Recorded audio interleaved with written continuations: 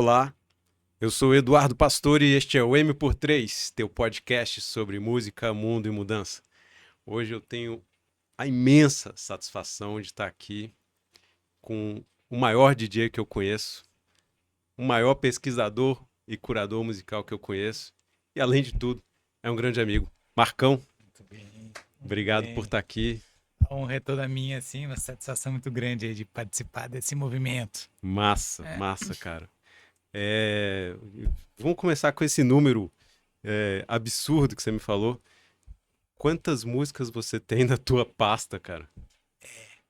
pois é, hoje eu tenho na minha lista geral, né, mais ou menos 3.500 músicas que eu gosto, músicas que eu aprovei.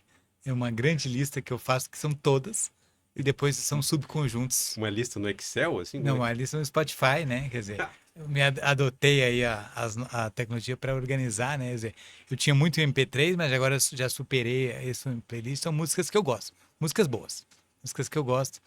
Então, e eu tenho uma segunda lista, né? Que é a lista que é as músicas que eu ainda vou ouvir para ver se eu gosto. Que hoje está com 14 mil músicas. Então, todo dia eu escuto, normalmente no trânsito, alguma coisa assim, músicas novas que eu escuto, aí numa ouvida vai pra, né, se é aprovada ou não. Basicamente, estou com mais ou menos assim, a cada 20 eu aprovo uma, e aí vai para dentro das listas. Então você tem três músicas que você gosta, um catálogo e É. um outro catálogo de 14 músicas que você gostaria de escutar com mais profundidade. 14 mil músicas, né? 14 mil músicas. 14 mil músicas. Aí eu cheguei a descobrir que o Spotify tem um limite de músicas numa playlist, que é 9.999. E eu fui descobrindo quando eu fui botar um pouco mais, eu falei assim, ops, deu errado. Chegou no limite da playlist, eu fiz uma segunda, né? Então, ainda quero ouvir, ainda vai demorar uns anos, né, para chegar lá.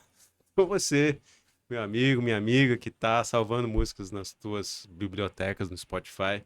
Quando você chegar em 10 mil, sinto te falar que você vai ter que criar uma nova lista. Exatamente. Cara, em que momento que você fica escutando essa quantidade de músicas novas pra você colocar no teu catálogo? Basicamente, eu curto o tempo, né? Basicamente, eu escuto agora no carro, quando eu vou, né, para algum lugar, né? Também não é sempre que eu me mexo, mas principalmente quando eu tô sozinho no carro, eu escuto. Então, na verdade, eu consigo escutar hoje umas 5, 6, 7 músicas novas por dia. E por isso que demora, por isso que ela cresce muito mais, porque aí eu escuto uma playlist que eu parece interessante e eu coloco para vou salvando para o futuro, né? Então ela sempre vai crescer. Eu já não tenho mais esperança de terminá-la, né? Ai, ai. Marcão, vamos começar, cara, É, do teu período mais recente, que eu acho que é muito instigante. Depois a gente vai voltando, nos teus outros momentos com a música, que é a tua atuação numa rádio aqui de Brasília, em que você começa, você entra dentro de um programa, se aplica dentro desse programa, e aí te chamam, e aí depois você conquista um espaço para um programa próprio. Explica pra gente como é que é isso, cara. perfeito. Bom, aqui a gente tem uma rádio pública aqui no Distrito Federal, né? Que é a Rádio Cultura de Brasília. E tem um programa que eu costumo ouvir que chama Beira Mundo. Um programa, são músicas enfim, basicamente fora do mainstream, né? Quer dizer, são músicas de países diferentes, então tem música africana, latino-americana e brasileira, mas a brasileira sem ser os principais conhecidos, né? São músicas do interior, do Nordeste, de artistas que são fora das grandes, das gravadoras, enfim, do mainstream normal. E ela é feita por uma jornalista, né, que é a Flávia Aguiar, e eu sempre, e passa 3 vezes por dia, né? Tem muita reprise, é um programa talvez seja um dos carros-chefes da rádio, e eu gosto muito da abordagem dela, né? De sempre contar uma história. Ela é uma excelente pesquisadora e conta o contexto. Aí vai falar da música de Camarões, aí conta a história, assim, questões políticas, sociais, e sempre nessa perspectiva assim do, do, do, de dar voz para quem não tem voz, né? Os povos Legal. indígenas. e escuto muito esse programa e comecei a dar algumas sugestões, né? Das músicas que eu conheço, que eu gosto, que acho que combinavam. Até que eu fiz uma playlist, que eu sou bom das playlists, de 300 músicas que eu achava que caberiam no programa. E ela ficou assim, a gente nunca tinha se falado, né? E mandei, ela começou a utilizar algumas no programa, né?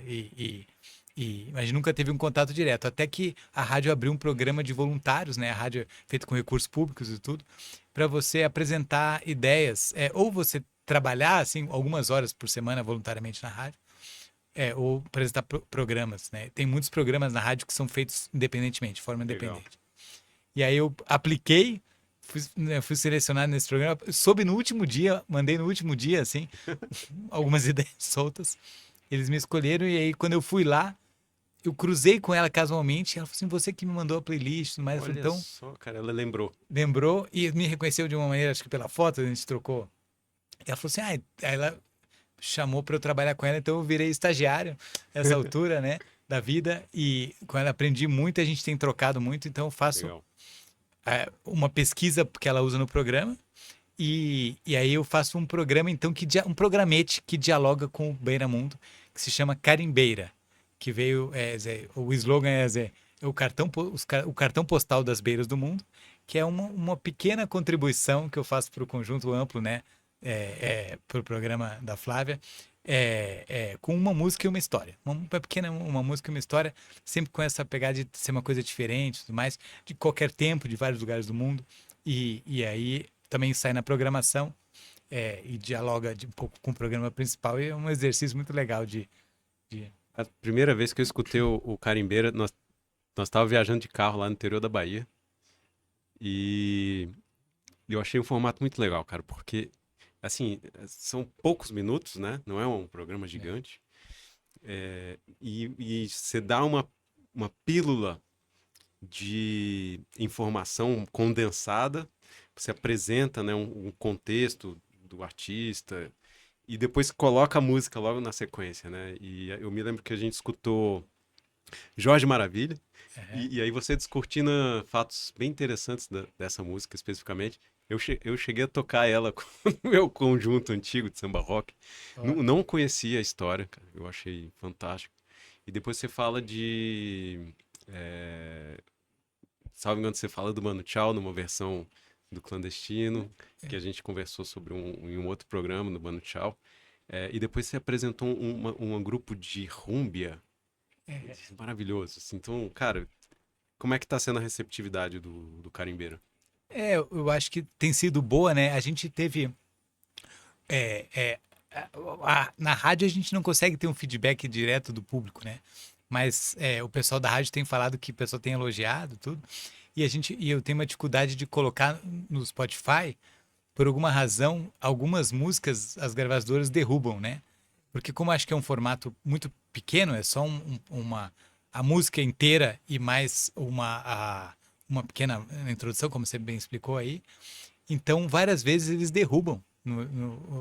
Aí eu tenho tentado evitar colocar a música inteira. Então, eu pego só um trechinho da música e isso perde um pouco a característica, né? Então, pelo Spotify, acaba que a gente não consegue exatamente ter um grande feedback, né? Mas as interações que eu tive foram bem positivas. Eu acho que o pessoal elogiou, o pessoal tem gostado. Contra o movimento das derrubadas, Spotify, gravadoras, deixam o Carimbeiro no ar. Talvez se vocês colocarem no formato podcast, não sei se faz sentido. Não é no formato podcast, mas eu acho que como ele ocupa a música, sei lá, mais de 50% do total, Sim. o algoritmo deve reconhecer como uma tentativa de subir a música. Talvez essa é a minha interpretação, né? Mas não tenho certeza.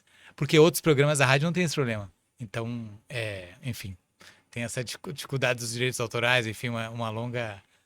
É um debate, cara. É um debate. E como é que você faz, assim, para escolher um artista em um contexto? O que te salta? Como é que é o teu processo criativo?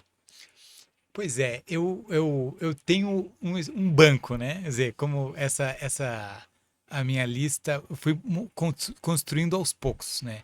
E eu acho que isso é uma construção permanente, né? É que nem para dar um exemplo, eu tenho um outro projeto com um amigo que a gente faz uma curadoria de música eletrônica, né? Depois a gente pode conversar mais sobre isso. E é isso. E quando eu sento para fazer a lista, ela é a ponta de um iceberg de uma pesquisa muito longa, né? Quer dizer, eu fiquei, tipo, sei lá, 2 anos escolhendo. Aí quando eu vou montar 5 horas, fica fácil. Parece que é fácil, mas ela demorou 2 anos para construir. Então, a escolha da semana eu escolho entre um banco de umas 300 músicas que poderia utilizar. Aí eu faço livremente. Às vezes eu tento pegar uma coisa que esteja acontecendo, por exemplo. O Peru tem uma festa anual aqui em Brasília que faz na embaixada que é muito legal. Que sempre acontece no mês de agosto, que é a festa de independência deles. Aí eu pensei, essa semana eu vou fazer tudo sobre o Peru. É fácil, assim. Mas normalmente quando eu vou escolher, eu rodo no shuffle a minha listinha, meu banco, e fico ouvindo até que bate. Eu falei, não, eu tô querendo fazer sobre essa. Então é meio livre, assim. Eu achei. Só pra gente entrar um pouquinho mais no. Me chamou muita atenção, cara, aquela história que você contou. Eu acho que era de uma salsa cantada em francês. Sim, Você lembra dessa? sim. Esse episódio é de uma música de Guadalupe, né, das Antilhas Francesas. Foi muito legal, que na verdade, ele é anterior à salsa, né? A salsa, eles têm, a salsa é interessante porque você sabe a origem. Foi uma música que chama Échale Salsita, que é salsa é um molho, né, em espanhol. Sim. Aí Échale Salsita é assim, põe um molhinho, né? E essa música é a origem da salsa. Então, quer dizer, tem um marco. E foi nos anos 50, eu acho. Então, a partir daí, começaram criou o gênero da salsa. E isso foi nesse país, Não, isso foi no Porto Rico, acho. Porto Foi, Rico. exatamente, na América Hispânica, né? Aham. E esse não, é uma anterior. São as músicas antilhanas de colônia francesa, né? Então, é cronologicamente anterior à salsa. E ele, na verdade, não tem um gênero específico, mas porque tem o calypso, tem o própria salsa depois, mas tem enfim, rumba, tem vários, e esses são são anteriores a isso tudo. E tem uma gravadora na época em Guadalupe, né, que pegam as músicas de Guadalupe e Martinica, são duas ilhas francesas que chama Disque Deb. E eles que meio que profissionalizaram os músicos locais e lançaram vários artistas, inclusive na Europa e tudo mais. Então, eles profissionalizaram aquele conjunto de músicas, né? E eu descobri por conta de uma coletânea de 2018, que foi mais ou menos como fez o Buena Vista Social Club Sim. com a salsa cubana, né? Fez uma escolha perfeita de 14 músicas icônicas Aham. que pouca gente conhecia e reviveu isso e virou, na verdade, o resumo da salsa, da música cubana, com uma coletânea. E aí foi feita em 2018 uma coletânea também, que é Disque Deb Internacional, que Ah, escolheu, eu não sei se são 14, são 16, eu acho que um pouco mais, 18, músicas maravilhosas, foi até difícil escolher qual colocar, que todo disco é maravilhoso. E aí eu descobri esse pessoal de músicas dos anos 40, não, acho que é um pouco depois, 50, de músicas antilhanas, que eu não sei exatamente qual gênero a gente poderia chamar, mas essa prévia da música caribenha geral, assim, mas sempre com essa pegada francesa, né? Que aí mistura, tipo, a música caribenha mesmo, mas tem uma coisa de música sofisticada francesa. Você vê que ela é bem mais sofisticada, música de salão francesa, do que a música pura de calypso ou de rumba clássico mesmo. essa história do Buena Vista, cara, eu fui ver o documentário do Buena Vista no cinema, na antiga academia de tênis, quando tinha o Cine Academia, né, que era lá nos anos 90, o cinema que trazia os filmes alternativos, né, do circuito alternativo, cult. Cara, aquilo lá, eu fiquei chapado depois que eu vi aquilo, assim, e foi um estrondo, né? E depois ficou tão, assim, acho que massivo, e que ótimo, né, para eles, porque todos eles já estavam idosos, né, e estavam lá, assim, tinham alguma, tinham projeção em Cuba, mas era difícil sair de lá. E na hora que saem, Virou o símbolo da música é, cubana, né? é, Eles. Tanto é que às vezes que eu fui em Cuba, todo, todo, todo casa de apresentação era com integrantes do Buena Vista Social é. Club. Então, assim, são centenas. O cara deve ter passado um dia lá com eles e virou integrante, e aí virou. Inclusive, aqui aquela banda cubana de Brasília, eles têm um parente do Ibrahim Ferrer, salvo É, engano. A gente foi já em alguns shows deles, maravilhoso. Realmente ele tem aquele timbre do Ibrahim. E eu me lembro de uma fala do Ry Cooder, eu acho que ele falando com o filho dele, que eles são os produtores, né, do disco. O Ry Cooder, que foi um guitarrista, produtor famoso dos Estados Unidos. E ele recebeu aquela fita cassete e ele sacou, né, o que estava rolando. Ele falou assim, isso aqui é uma coisa que só acontece uma vez na vida. Essa, né, ele sacou a possibilidade de gravar esse timaço, né, de estrelas musicais. E foi o que foi, né? No final do documentário eles estão tocando no Carnegie Hall, não é isso? aham, Que é exatamente. emocionante, né, cara? Emocionante. Não, e esse acho que é um papel do bom produtor mesmo, musical, porque tem que ter essa conexão da joia com o mercado mesmo. É como foi com o Bob Marley, né? Dizer, com o Eric Clapton, é, pegou I Shot the Sheriff lá e levou para Inglaterra, e aí o cara transformou, quer dizer, e criou um dos maiores, se não, talvez o maior compositor musical de todos os tempos, que poderia ficar escondido, né? Se não fosse essa conexão com, né, com a estrutura da indústria da música, que é importante também, né? A gente, às vezes, quer dizer, a conexão se dá isso, e você vê quantos podem ser os gênios que estão lá no interior da Malásia e a gente nunca vai saber. Então essa conexão precisa acontecer, né? E esse, né, o Buena Vista fez isso. O Bob Marley teve essa conexão, que é né, com o Eric Clapton lá e com. Eu não conheço essa história, não, cara. Pois é, ele que popularizou, né? Com I Shot the Sheriff lá.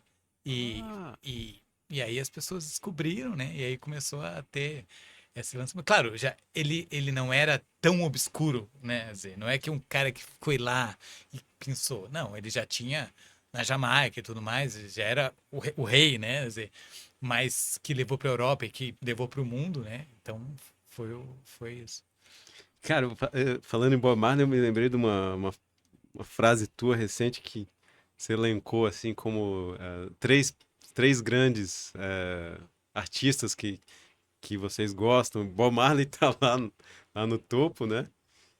E você falou qual que é o Eram os segundo? Os Beatles, o Bob Beatles? Marley e o Caetano Veloso. O Caetano Veloso. Para mim, são, assim, gênios, assim. E a banda Ed entra aí Ah, no. exatamente, assim. E o quarto, assim, esses são clássicos que todo mundo conhece, mas... E o quarto, para mim e para minha esposa, né, que me apresentou, é a banda Ed, de Recife, né? Que é, para mim, a pérola escondida do Mangue Beat, né? Quer dizer, ficou muito mais famoso, né? O Chico Science, Otto, né? Esse pessoal que liderou, né? O Mangue Beat, mas a banda Ed, para mim, é a melhor de todas, assim, porque eles têm 35 anos de carreira e todos os discos são incríveis. Assim, tem uma produção que os discos feitos agora na pandemia tem a mesma pegada. E é difícil, né? Você manter. Mesmo o Caetano Veloso, os discos últimos lá são chatos, ele não conseguiu manter o ritmo que teve. E eu acho isso incrível na banda Ed lá, que eles conseguem manter a mesma. É diferente a música, mas é o mesmo nível de ser maravilhoso. Pois é, você falou essa questão, né, de é, é, artistas que ficam escondidos. Eu confesso pra você que até, assim, muito recentemente eu não Uma conhecia coisa a banda bacana. Ed. E aí você contou toda essa história, se você quiser, fica à vontade para compartilhar aqui conosco o porquê que a banda Ed ficou tão latente aí nos últimos meses para você. E aí eu comecei a escutar e realmente eu achei assim, cara, muito forte, muito forte. E aí tive a oportunidade de você organizar um show É, e vê-lo, né, tipo, tão perto assim. Achei muito não, legal. comentando, eu ia dizer, essa, a gente, quem me apresentou a banda já tem uns 10 anos, desde o início do namoro foi a minha esposa, né, que desde o começo que a gente começou a namorar, ela sempre gostou, e aí ao longo da vida a gente viu alguns shows em Brasília, em Belo Horizonte, eles sempre fazem os shows, né, eles, né, não são tão conhecidos, mas tem o seu público, né, e nós estávamos entre eles. E um dia aqui em Brasília, casualmente, eu estava esperando minhas crianças na escola e vi né, uma pessoa e pensei, esse cara é o cara da banda Ed, Aí a gente, não pode ser. E aí eu vi uma tatuagem dele específica, aí depois eu procurei na internet e é o vocalista, o compositor, o Fábio Trumer, que é o líder, né, da banda. E era ele. E a gente falou, nossa, a nossa Foi, banda favorita. foi pego por uma tatuagem. Eu fui checar, né? Porque eu achei ele parecido, ele não acompanhava direito. Depois de encontrou várias vezes, porque ele realmente, ele, embora seja de Olinda, né, Pernambuco, ele tem filhos morando aqui, duas crianças que estudam na mesma escola das minhas filhas. Agora não mais, mas. E a gente, né, se aproximou dele, conversou um pouco e trocou o contato. Ele é super tímido, né? Então, essa é uma das coisas que eu acho que fazem. Por que a banda Ed ficou bem mais conhecida? Porque eles são muito ruins de marketing. Não se divulga. Ele é super tímido, até para conversar. E ele sei lá, não teve a chance de ter um produtor, enfim, sei lá, não sei, não conheço muito bem a história da indústria, né, deles. Então, a gente conversou e aí, como a gente se encontrou várias vezes, e ele está bastante tempo aqui em Brasília, aí a minha esposa fez recentemente 40 anos, festa, eu pensei, o que que a gente poderia fazer para ela ser um dia marcante mesmo? E aí eu pensei, vamos fazer um show, não talvez da banda toda, porque é difícil trazer de Olinda e tudo mais, mas convidar o Fábio Tumer para fazer um show, um pocket show de Cara, aniversário para ela. E foi muito legal. Ele topou, ele falou, nunca tinha feito isso, né? Eles são uma banda profissional. Né? Então, numa quarta-feira, que era o dia do aniversário dela, a gente fechou um lugarzinho, umas 50 pessoas dos amigos, e a gente fez um pocket show com o repertório que a gente combinou lá, e foi realmente uma surpresa incrível, né? Quer dizer, ter a chance um pouco do universo conspirando e um pouco dizer, vamos fazer acontecer e conseguimos viabilizar uma coisa muito legal. foi um aniversário surpresa e lá dentro do aniversário surpresa tinha o Banda. Pocket Show da banda Ed. Cara, foi o melhor aniversário de 40 anos que eu já fui, cara. E realmente foi um showzaço, foi um showzaço. É... Bom, Marcão, você comentou que você também, além dessa pesquisa que você faz, né, em músicas de países, que de alguma maneira é, se aprofunda, né, numa linguagem musical que os países se desenvolvem ao longo do tempo, você também tem um pé ou dois pés na música eletrônica, né, cara? Então, você falou que você faz uma curadoria com um amigo só de música eletrônica, mas tu tem um começo, né, da música eletrônica. Tu podia É, compartilhar aqui com a gente? Eu me lembro de uma história meio mítica, assim, das raves que você organizava. é. Aquilo é muito legal, cara. Pois é, não, de fato, eu sempre gostei de coisas novas, mas sempre mais tive os meus preconceitos também, né? Quer dizer, quando eu estava no auge da juventude, da descoberta, eu tinha um repertório que era muito baseado em MPB, em forró, eu sempre gostei desse tipo de música, músicas regionais, muito do Nordeste, enfim. Eu sempre gostei dessa pegada. E tinha um grande preconceito contra música eletrônica, música pop em geral e também música eletrônica, e um pouco de desconhecimento tudo. E crítica na juventude a gente tem muitas opiniões, né?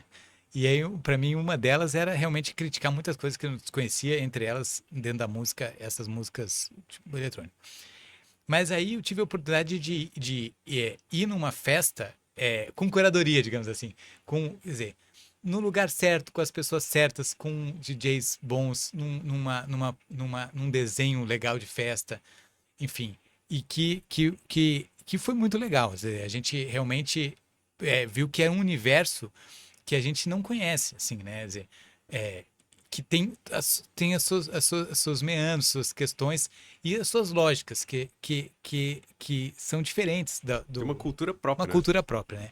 Então, ao conhecer melhor, bem assessorado e tudo mais, eu vi que tem um universo incrível de possibilidades, né? E não é tudo igual. É que nem, por exemplo, meu pai gosta muito de jazz. Eu não sou muito do jazz, e para mim é tudo meio parecido.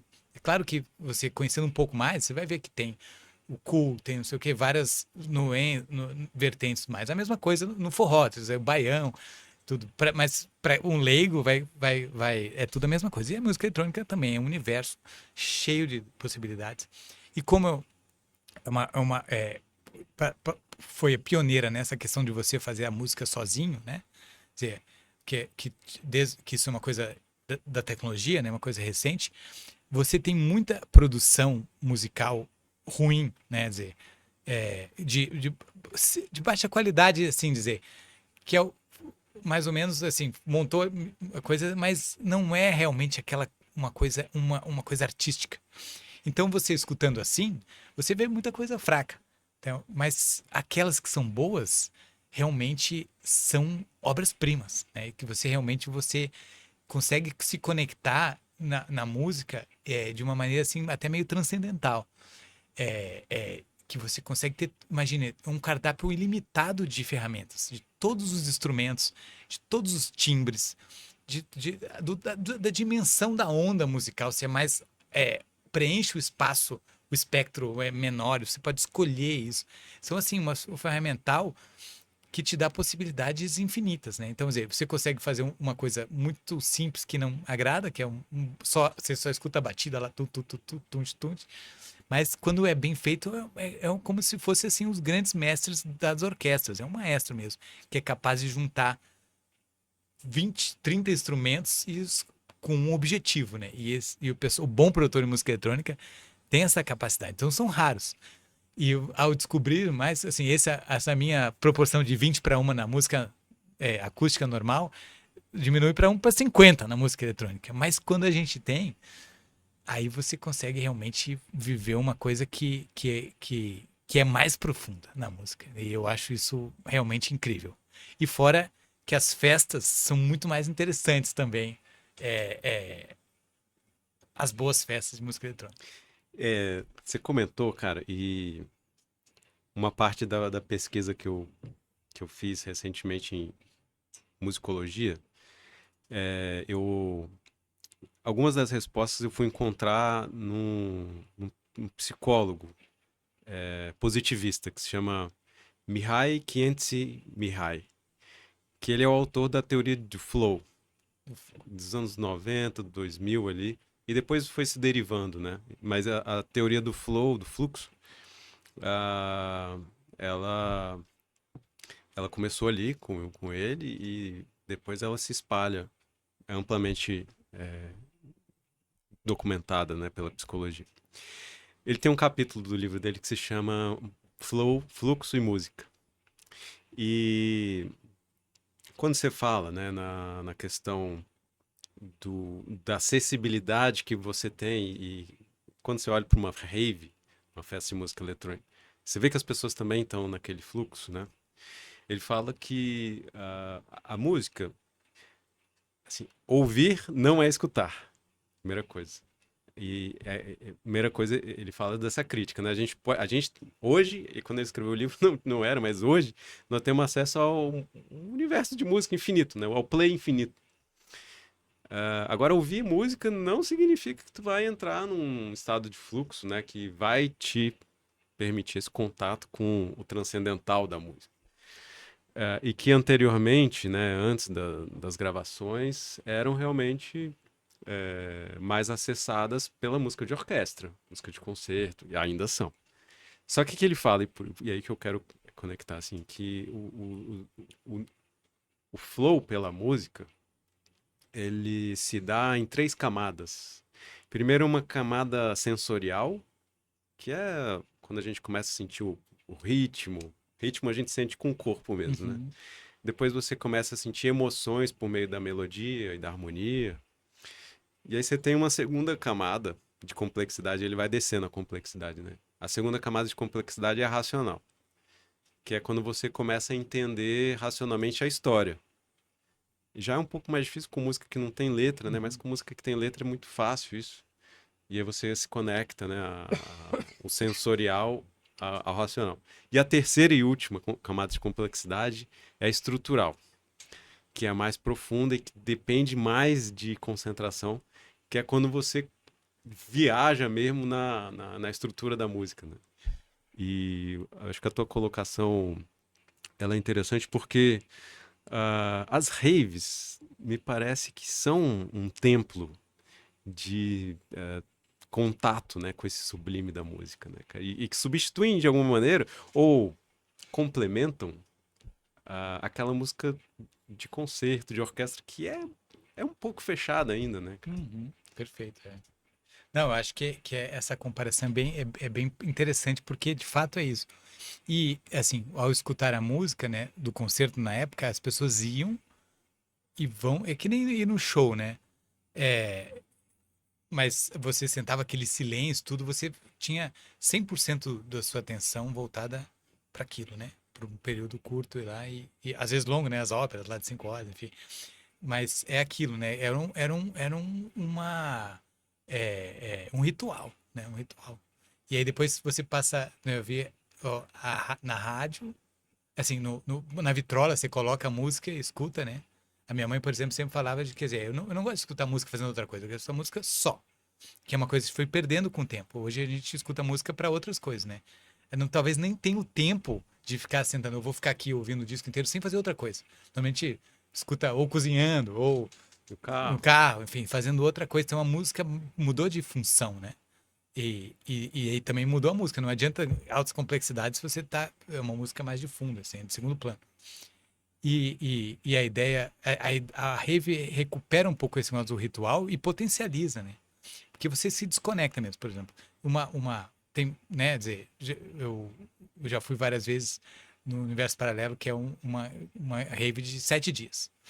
Então, você sem celular. Agora, as últimas vezes até consegue o celular, mas as vezes que eu fui não tinha celular. Então, já é uma desconexão obrigatória, né? Que acaba facilitando você. E você vê como as pessoas vão se envolver. Primeiro, assim, a música também é 24 horas. Você passa 24 horas ouvindo música. Alto, né? Quer dizer, então, no primeiro dia, você fala assim: será que eu vou conseguir dormir? Parece que não, mas aí depois você dorme, né? E você fica todo o tempo lá, acampado dentro do festival. Então, é uma imersão realmente de altíssima profundidade, né? E sempre, né, guiada pela música, e você vai se e você vê as pessoas entrando na festa com o tempo. O primeiro, o desconforto de você ficar, né, sem muito conforto. Você vai minimizando, o corpo se acostuma, né, no segundo, terceiro, quarto dia, e você se conecta cada vez mais uma comunhão mesmo entre as pessoas. Você se sente tanto às vezes é curioso, né? Você fica todo cheio de pudores no início, até para tomar banho. Aí chega no terceiro, quarto dia, ninguém se importa com mais nada. Todo mundo assim, cada um na sua, livre, assim. Essa coisa que eu acho que só esses festivais têm, de você fazer essa imersão mesmo, é, que a música é o condutor, né? E você realmente viver uma conexão que a gente não faz para nada no mundo, né? Hoje em dia, nosso dia é muito acelerado, mas você tirar 7 dias para uma coisa, não tem. E você, então, você vai entrando aos pouquinhos. E a cultura eletrônica tem muitas variações. Essa é uma delas, que é um tipo de música, um tipo de lugar, um tipo de festa. Mas é uma coisa que permite realmente você viver transcendentalmente a música. Bom, eu confesso aqui para os nossos ouvintes que eu fui com o Marcos no Universo Paralelo algumas vezes, né? Nas minhas contas, acho que fui 3. Duas juntas e umas vezes É, sem que eu não tava. e cara, eu também tinha uma resistência muito careta, absurda. Não, o que é isso, né? Não sei o que essa galera tá fazendo aí. E depois que a gente tá lá dentro, né, cara, e se abre, eu começo a entrar no universo paralelo, de fato, né?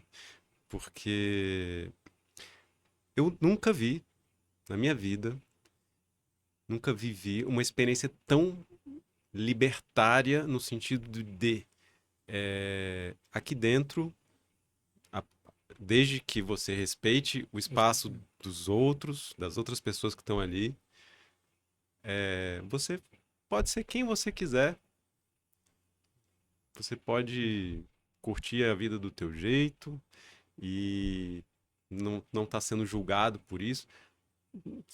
Claro, sempre não causando danos a outros ou a você mesmo, mas você tá ali numa comunhão, né, cara? E as pessoas se respeitam.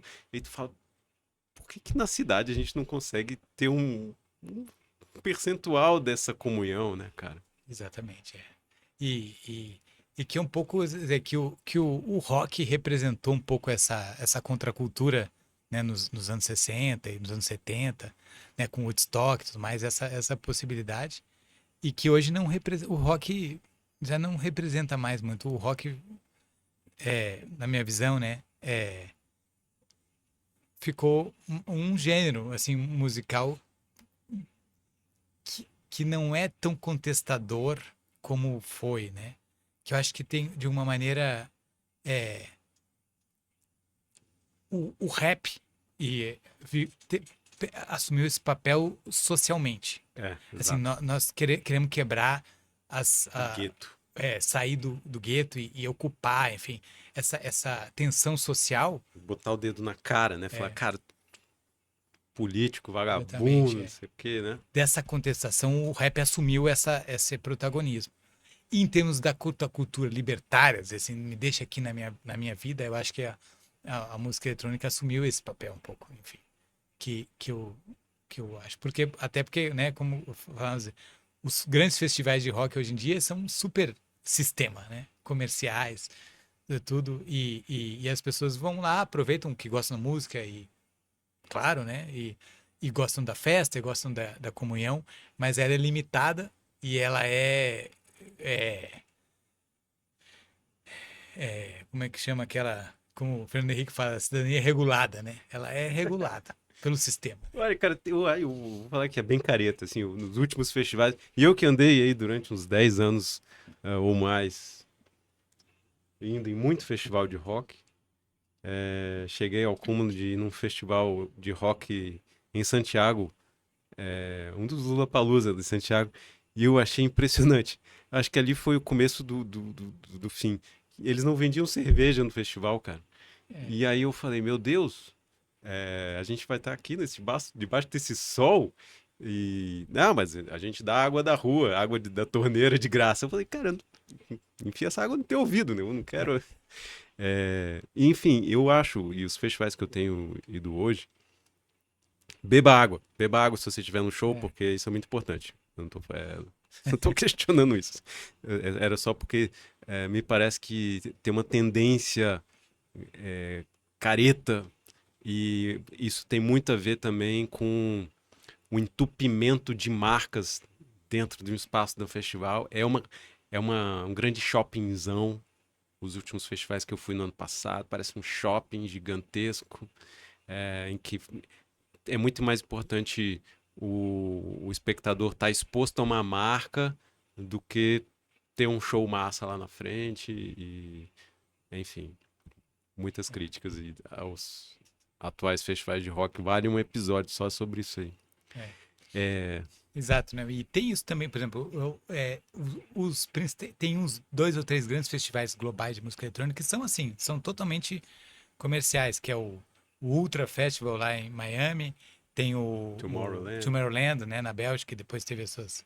São assim, que é tipo um festival. Esse não. Mas até a música é específica e tudo mais, é uma música eletrônica bem pop, assim, e tudo mais. Mas tem muitas outras coisas menores, mais alternativas, em tudo que é lugar do mundo, né? E que tem muitas. Desde a Chapada dos Veadeiros aqui até sei lá, tem um grande festival de música alternativa eletrônica lá em Portugal, que é num lago, enfim, tem tudo quanto é lugar. Então tem muito espaço de descobertas, assim. É um dos professores que eu assisti aula, um sociólogo francês. Todo mundo está muito pessimista, né, com essa coisa, né, a polarização, a guerra cultural, não sai do jornal, né, enfim. E tu vai ficando, né? E guerra pra lá, guerra pra cá, e tu vai ficando, né? Crise econômica, tu vai ficando pra baixo, né, cara? E aí o cara ele fala assim, olha, é, a gente tem que ser bifocal, um olho, né? Nessa coisa que tá sombria e no que tá nascendo. Alguma coisa que tá provavelmente morrendo no mundo, que é aí do resultado do pós-guerra, do pós-guerra fria, que provavelmente chegou a um certo limite, e um mundo que está nascendo que ele ainda tem essas capacidades libertárias, né, cara? Ele fala assim, o que é mais interessante é o que acontece na franja, né? É, Nas franjas da cultura. nas beiradas. Nas beira Na do mundo. beira-mundo, é. Excelente, cara, excelente. Exatamente. E sempre assim, a gente sempre. A gente sempre acha que o nosso momento da história é especial, para o bem e para o mal. E normalmente é exatamente igual. Sempre vai ter essa dualidade da crise, do fim do mundo, o fim da história. Tem isso nos anos 60, nos anos 40, tem nos anos 1800, sempre tem. E tem sempre o renascer, né, do novo, do descoberto. E acho que essa dualidade é permanente. Cara, e você, a gente comentou um pouco aí, né, sobre, você fez um pequeno percurso sobre a tecnologia da música, né? Você falou Uhum. da música, uma música de orquestra, né? Que era como a música era ouvida antigamente. Era o único jeito, a música ao vivo, né? Depois tu fala do disco e agora a gente está nessa coisa, nessa profusão, né? De qualquer pessoa que quiser faz uma música no celular, joga no Spotify. Mas e a evolução da música para você, cara? Você fez um comentário assim que a música tem alguma coisa aí com a evolução dos sapiens. É, perfeito.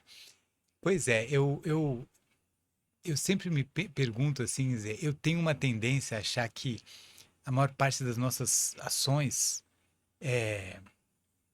tem uma razão evolutiva, né? Quer dizer, assim, tudo, até tem uma palavra específica, quer dizer, tem a teleologia, né? Quer dizer, que é o estudo das razões, desde o direito, tudo tem a teleologia. Para que estamos fazendo isso? Para quê, né? E dentro da biologia tem até teleonomia, né? Quer dizer, por que que nós temos um rim? Por que que nós temos, enfim, como é que os organismos foram desenhando? E a gente vê, por exemplo, sei lá, a vaidade. A vaidade, para mim, a vaidade move tantas coisas que a gente faz assim, o drive do mundo é a vaidade que na verdade é um efeito colateral da disputa pela reprodução, né? Quer dizer, eu preciso me mostrar, eu preciso conquistar, quer dizer, qualquer animal, né, se mostra, desde o pavão, nós queremos nos mostrar para o outro, né, se exibir, que isso faz parte, aqueles que se exibem melhores têm mais chance de copular e seguir à frente, então é da natureza mesmo, e a vaidade é o efeito colateral disso, né? Quer dizer, que é difícil você fazer só para o bem ou só para nas ocasiões certas, você acaba se exibindo o tempo todo. Então, uma relação muito clara e fácil de ser compreendida e percebida, né? E também, acho que recentemente, há muitos anos eu fico pensando assim, por que a beleza, né? A beleza é uma coisa de tudo, toda a beleza, desde a beleza é, bucólica, assim, você ter assim uma cachoeira, uma coisa, essa beleza, ou a beleza do estética mesmo, né? De uma casa mais bonita do que outra, ou até a beleza física humana, né? Quer dizer, por que que algumas pessoas são universalmente tidas como mais bonitas? E aí tem uma explicação do como, né? Quer dizer, muita gente estuda e fala assim, na beleza humana, a simetria é a forma com que se expressa a beleza. Ok, mas pode ser o como, mas por quê, né? Por que que existe? Por que que umas pessoas são mais bonitas? Efetivamente são mais bonitas. E universalmente eu aceito. Claro que tem as questões culturais, enfim, mas mesmo assim, você pegar duas pessoas com o mesmo tipo físico, assim, branco e loiro, e uma outra branca e loira, tem uma que é muito bonita e tem uma que não é bonita. E isso é mais ou menos universal, né? Tanto que. E, e é. E aí, quer dizer, aí uma vez eu li nem sei bem aonde, um cara, um físico no Facebook comentando um livro que chama Simetria, que dá uma razão. Quer dizer, por exemplo, a beleza de uma fruta podre, uma fruta, é óbvio, né? Quer dizer, você consegue rapidamente, instintivamente, saber o que vai te fazer bem ou mal. Ok. Mas a beleza fala que essa simetria mostra que assim, a evolução humana é, ela saiu das células lá aleatórias, né? E foi se sofisticando nos animais que são axiais, né? Quer dizer, que elas são divididos no meio, igualmente, quer dizer, aí virou lagartixa e tudo, até que todos os animais envolvidos têm essa divisão que corta no meio e é igual. E isso foi um desenvolvimento que foi melhorando, né? Você vê até dos mais simples. Não é que as esponjas, por exemplo, que são os mais simples, né? O primeiro da evolução lá, um lixo lá, não tem Não fazia sofisticação muita nenhuma. coisa. E aí foi simplificando. E aí a simetria é um indicativo de que deu certo o genético, porque toda a nossa genética é um negócio que divide em dois e reproduz, divide em dois e reproduz. O dividir em dois é o segredo, né? Quer dizer, e aí você dividir bem em dois significa mais caminho para o sucesso. E aí tem essa relação, detalhadamente, que eu não entendo muito bem da biologia. Mas, na verdade, a beleza é uma marcação de uma boa divisão celular em dois. Basicamente é isso, o cara. Então, na verdade, é uma marcação simples de ser geneticamente interessante olhar para aquela pessoa, sabe? E eu achei isso sensacional, que faz todo sentido. E aí, tudo isso para dizer que na música tem que ter alguma coisa porque assim, é difícil uma coisa ser tão universal quanto a música. Quer dizer, tem muitas coisas culturais, mas embora, claro, você gostar, tem mais chance de você gostar de sertanejo se você nascer em Goiânia do que na Noruega, né? Porque você tem toda a questão cultural envolvida, mas um ponto em comum é que a música é um prazer universal.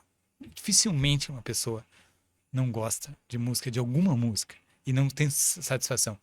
Então, só que essa razão teleológica, né, ou dessa teleologia, que eu ainda não consegui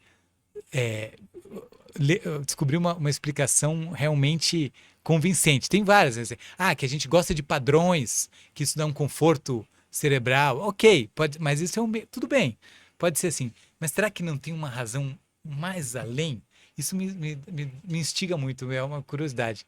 E aí, não sei, me conta aí o que você Bom, eu tenho já... um, um fio de raciocínio para falar disso, mas assim, isso é mesmo populações isoladas, populações que não têm contato, né, ou tem muito pouco contato, todas desenvolveram algum padrão de música. E, inclusive, há algumas sociedades que nem dão este nome na África, que não tem este nome para a música, como a gente fala. A música todo mundo sabe, assim, tem uma ideia de Ok. música E não tem a palavra música, mas tem palavras específicas para casamento, que tem música, ritual fúnebre, que tem música, às vezes uma atividade laboral, né, de colher e plantar, que tem música. Então, assim, eles têm palavras específicas e a música sempre está presente. E também a gente pode até não... Questão cultural é importante também, porque assim, você tem padrões de escala. Hoje a gente vive na escala cromática, né? Essa é a música ocidental. Mas há outras escalas e que há outras formas de música que pessoas de outras culturas, especialmente do Oriente, que a gente não vai se sentir tão confortável assim, mas ah, é musicalidade acontecendo e operando relações sociais, assim, que a gente nem imagina. E... Mas, enfim, esse cara que contou essas coisas tudo que eu já acabei de falar é o Michael Spitzer, né? A gente comentou sobre ele lá na época da pandemia, que eu comecei a estudar para valer, né, essa questão. E aí ele fala que, assim, a música já foi considerada, por exemplo, ele cita lá o Steven Pinker, que é um dos psicólogos de linguagem, né, muito famoso, escritor do Novo Iluminismo, que eu gosto muito desse livro, sei que me indicou.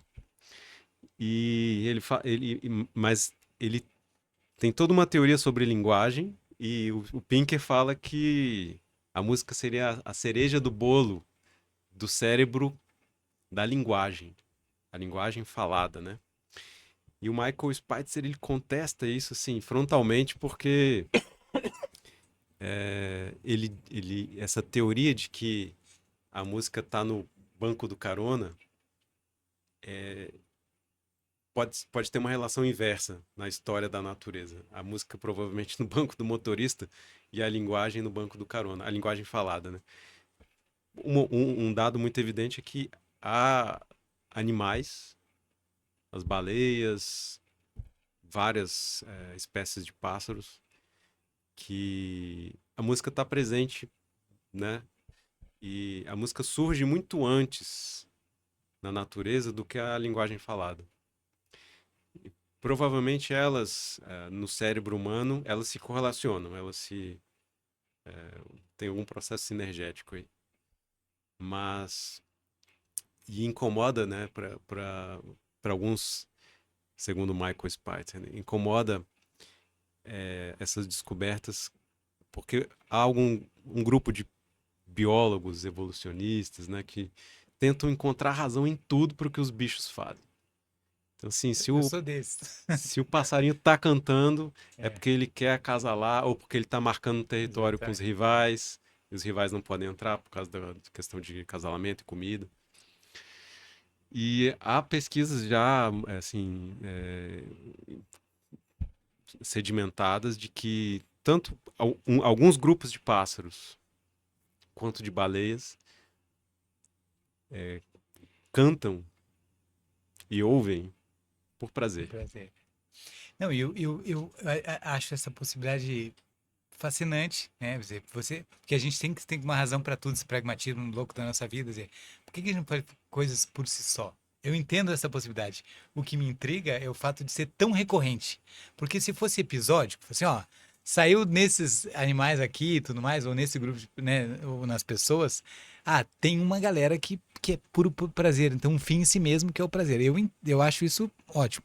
Mas o fato de ser tão recorrente me faz pensar que pode ser porque assim, cada dessas de evolução é custoso, né, geneticamente e tudo mais. E ser tão recorrente isso que pode ter um fim mais pragmático mesmo, que, enfim, que eu sempre acho que tem uma explicação que. Mas me intriga, tudo isso me intriga. O salto que ele propõe, e eu tentei esticar esse argumento dele, há uma questão da evolução que incomoda muito, né? A música aparece também, se chamar de música forte, mas assim, ritmo aparece em classes de insetos e animais como sapos, cigarras. As cigarras se sincronizam, né? Sim. E elas fazem aquela barulheira louca. Então, os insetos também. Então, há algumas classes de espécies, animais, que utilizam elementos da música. Agora, há um incômodo, um silêncio muito grande nos hominídeos e nos primatas. Os primatas, se você, ele fala até assim, se você vê um grupo de chimpanzés se encontrando, tu vai achar que é uma rave, mas não tem padrão musical nenhum. Há uma gritaria, há um elemento corpóreo muito forte e gestual. E o cérebro dos sapiens é o único que congrega esses elementos da música mais o gestual dos primatas. E qual que é a tese, cara? A tese é que a música provavelmente contribuiu, a música no seu formato de elementos musicais, contribuiu para a formação da teoria da mente, que pode estar ligada com aquela ideia que já está um pouco batida da revolução cognitiva, né? Que é, em algum momento dos anos 80 mil anos atrás, o Homo sapiens deu Deu um clique. um clique. A gente não É. sabe, acho que não é muito bem assim, Mas a teoria da mente é aquele momento em que um humano começa a perceber o que o outro humano está pensando. E ele diz que a música, elementos da música, podem ter induzido a formação da teoria humana, da teoria da mente no Homo sapiens. É um negócio um pouquinho denso. Mas faz sentido, assim, é uma hipótese interessante, né? Dizer, que seja, na verdade, uma espécie de sorte, quer dizer, dentro dessa combinação que fez, né, que causou tudo. E já tem a finalidade que é a própria mente, né? Pode ser. Interessante, eu acho que vale refletir. Bom, isso aí, história para um outro momento. Marcão, uma satisfação trocar toda essa ideia contigo. Quem quiser conhecer teu trabalho a mais, cara, onde é que pode conhecer? Eu acho que busque no Spotify por Carimbeira, que aí vai ouvir os episódios lá e as músicas e, enfim, vai conhecer o meu atual a tarefinha de curadoria que me dá um grande prazer semanalmente. Excelente, cara. Muito bem, muito Brigadão. obrigado aí pelo convite. Muito bom, muito divertido. Um bate-papo responsa. Um dos maiores pesquisadores de música e DJ. Quem quiser, escuta as playlists dele, que são maravilhosas. Marcos Ricardo. Valeu. Eu sou Eduardo Pastor e este é o M por 3, teu podcast sobre música, mundo e mudança. Até a próxima.